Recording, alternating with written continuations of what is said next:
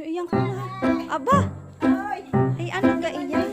Ako lang may kailangan. Oh. Ay, ako naman yung bilang ng aking Ano kaya kumari ka? Daming iyan. Sabihin mo lang ito. Ay, bakit gaya naman kumari? Yan parang sobrang overripe na kumari. Hindi, kumari, pagka overripe, ibig sabihin, abay, mas masarap kasi, di ba, pagka yung mga Abay, over, parang di ba, masasarap, kumari oh. iluoy Oh. na yung isa. Ayan, oh. Ay, oh, ay, oh, pasa-pasa na. Dahil saan ka nakakita ng ganito, oh, tinan mo yan, oh. Ah, Saka ito, napakatamis na sampal. Ay, pakaari naman mo naman Oo. talaga kumari. Abay, kay sa halip namang utangin ko sa'yo, kumari, alam ko namang hindi ka magpapautang.